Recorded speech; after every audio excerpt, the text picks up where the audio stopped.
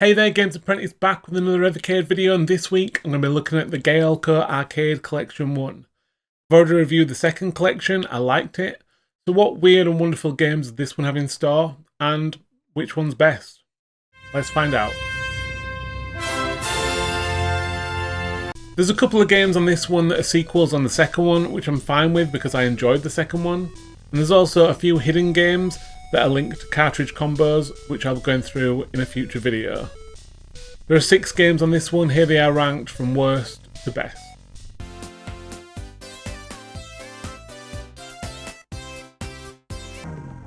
Having reviewed the Gaelco Arcade collections the wrong way round, Thunderhoop was easily the biggest disappointment on this collection for me.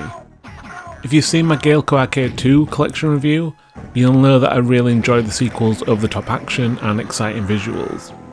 The original Thunderhoop is pretty much unrecognisable over its amazing sequel. It's instead a clunky action platformer with far too much emphasis on its slow platforming. Instead of cool futuristic robots, you fight weird blobs and stuff, and the art style leaves a lot to be desired.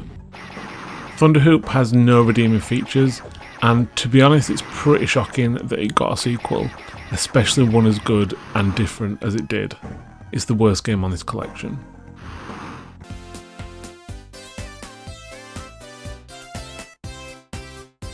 Another game with a better sequel on the second collection, although only slightly on this one, thanks to some graphical upgrades and gameplay tweaks. This is obviously a racing game, but it's an arcade racer where you're purely racing against the clock. Like its sequel, it uses a very close-up, top-down view, which gives no chance to anticipate upcoming corners and obstacles. Instead, you rely on the on-screen prompts, your reaction skills, and getting the precise amount of turn without overshooting and coming off track.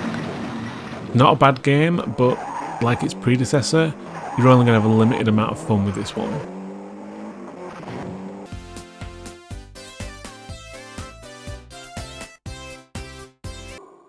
This one is very similar to the previous game, but instead of a car, you've got a snowboard. The gameplay and concept is the same though, you race against the clock and turn based on prompts that come up on the screen. It's a slightly better looking game, and if you can nail a bunch of corners you can rack up some serious speed. One of the things I found quite difficult about it is left is right and right is left. You're kind of doing it from your perspective as opposed to the snowboarder's perspective, which I found quite annoying. It's a little disappointing that they chose to put both these games on here as they're so similar. If you've got both collections, it seems unlikely you're going to want to play all 3 games, as any one of them is enough to give you the gist.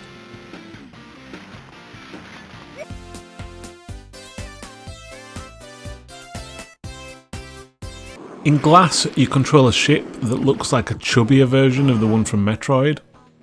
It's a level-based shooter in which you need to clear all the blocks from the screen by flying into them, whilst eliminating any enemies that get in your way.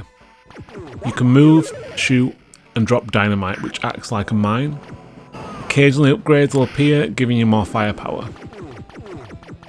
This is a very odd game in quite a number of ways. The art style of the ship, or why you're even in a ship clearing blocks, doesn't seem to really fit with the rest of the game, which appears to be set in hell, and you're flying around hell shooting giant floating zombies, witches and demons. To add to the weirdness further, when the game starts you can select between boys mode or girls mode. I think this wording is a bit confusing because I think it appears to be referring to your sexual preference rather than asking if you're a boy or a girl. From what I could gather though, the only difference seems to be if you choose boys mode, every time you beat a level a stick drawing of a cat is slowly unveiled. Whereas if you choose girls mode, you slowly reveal a silhouette of a woman. It's an odd reward and it doesn't seem like the sort of thing that would have a bunch of Japanese blokes tightly gripping the joystick in the arcades. But maybe if you're at an all boys school and you lived in ye olden times, a silhouette of a woman is the greatest reward of them all. Weirdness aside, it is quite a fun game.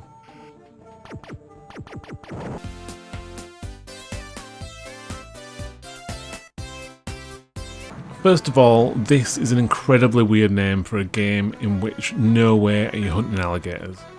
Any descendants of Captain Hook out for revenge will be more than disappointed with this one.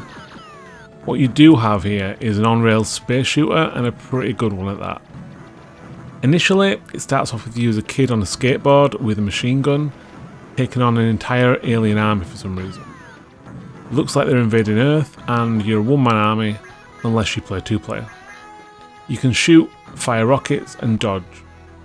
The early game is okay and looks pretty cool, but it's definitely much better once you commandeer a spaceship, as then it becomes more on rails rather than the initial static level. The gameplay is really fun. It's not overly challenging once you get the hang of the dodge mechanic, but it's very cool and has an awesome soundtrack. This one's definitely worth checking out.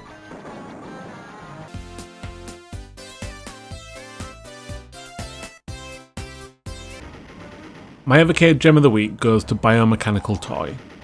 It was a tight one this week, as it could have easily gone to Alligator Hunter, but for me this one just edges it. This one is a platform shooter with some really weird aesthetics. It kind of plays a bit like Metal Slug, but with a little more emphasis on enemy patterns to figure out. The world's really colourful, with interesting enemy designs, and you get some really weird power-ups such as the genie from Aladdin firing off mini genies from his lamp. The game looks and sounds great, and it's a lot of fun, encouraging you to want to keep on playing and seeing more of it. Unlike a lot of arcade games, it doesn't feel unfair either. You can play well to avoid using extra continues as opposed to it forcing you to do so. This is a really unique shooter, and it's a shame it never got a console port, as it's excellent. Stuff like this is exactly why I sometimes love the EVERCADE. The Gaelco Arcade Collection 1 is a mixed bag, like a lot of EVERCADE carts to be fair. I originally thought this was going to be a really good cart because the first two games I played on it were Alligator Hunt and Biomechanical Toy, but then nothing else really lived up to that. Still, it's a good cart and it's worth getting just for those two games alone. For that reason, I'm going to score this one 7.5 out of 10. As always, thanks for watching. I hope you've enjoyed the video, and please like it if you have. Don't forget to click subscribe and ring the bell for more EVERCADE videos and more rankings, reviews and hidden gems. I'll catch you next time.